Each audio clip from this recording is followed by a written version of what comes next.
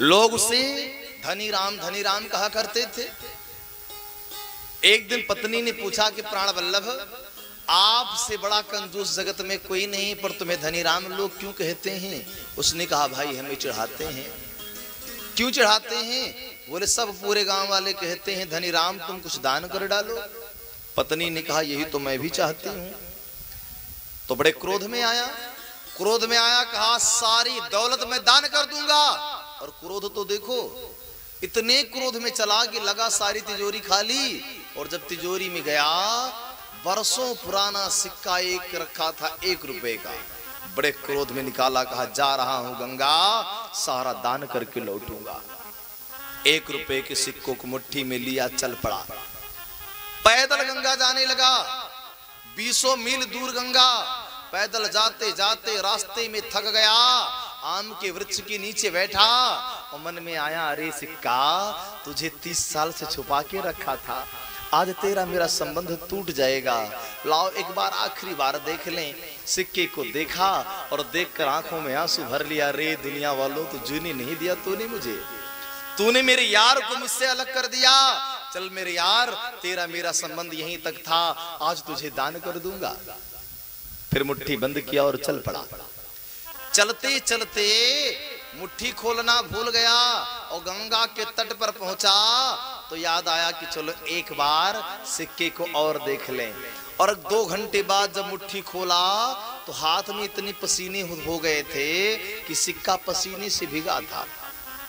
और जब हाथ खोला तो देखा सिक्का पसीने से भीगा था। उस कंजूस को लगा कि जैसे इस सिक्के के लिए मैं रोता हूं, वैसे ये सिक्का भी मुझे छोड़कर जाना नहीं चाहता, ये भी मेरे लिए रोता है।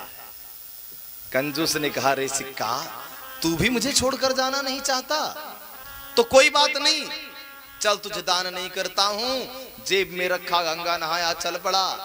मजे की बात बताऊं, इतने में ऐसे घाट पर नहाया जहां पर कोई साधु संत ना हो, और जेब में डालकर जैसे चला तैसे भगवान संत बनकर पंडा बनकर खड़े हो गए। बोले यजमान गौदान भी।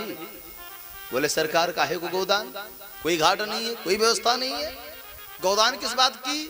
बोले सरकार व्यवस्था नहीं थी तो व्यवस्था मांगना चाहिए था, लेकिन मेरे घाट पर नहाए हो तो गौदान करना पड़ेगा। बोले नहीं करेंगे तो भगवान ने कहा तो हम आपको बंदी बना लेंगे। बोले पंडा बाबा हम दान नहीं करेंगे। बोले दान करना पड़ेगा। भगवान पंडा बन करके दान कराने चली तो उसने कहा एक आना पैसे का दान का संकल्प लिया। ध्यान सुनना, बड़ा आनंद आएगा। 1 आना पैसे का संकल्प लिया। भगवान ने कहा जजमान मेरा पैसा दो। बोले सरकार दान तो किया है लेकिन तत्काल देने को नहीं कहा है। बोले कब? बोले जब बैसाख में गेहूं तैयार होगा हम दे देंगे। अब वहां से सेठ चल पड़ा और सेठ चला पीछे पीछे भगवान पहुंचे।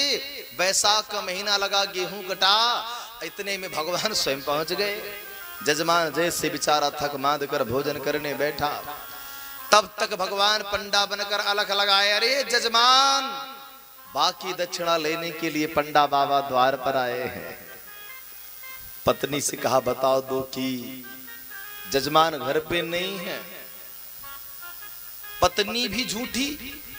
पत्नी ने कहा पंडा बाबा जजमान आपके घर पे नहीं है। तो भगवान ने भी कम नटखट नहीं है।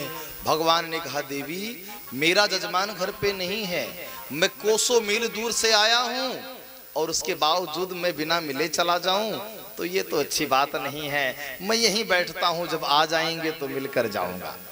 पत्नी ने जाकर कहा बाबा तो समाधि लगाकर बैठ गए। जजमान ने कहा जाकर कह दो कि जजमान बहुत बीमार हैं।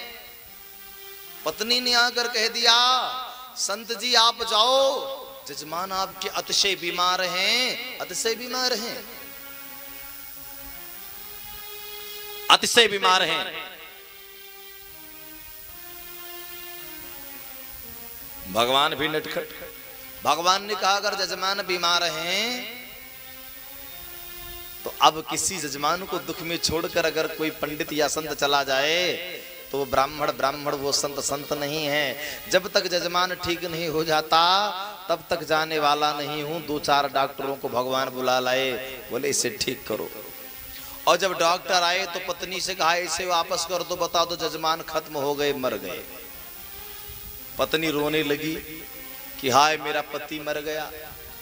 भगवान से कहा जाओ बाबा काम खत्म हो गया। भगवान ने कहा वो पुरोहित ही क्या है जो जजमान का हित के विषय में न सोचे। अब जब मर ही गए हैं तो दाह संस्कार करा के ही जाएंगे।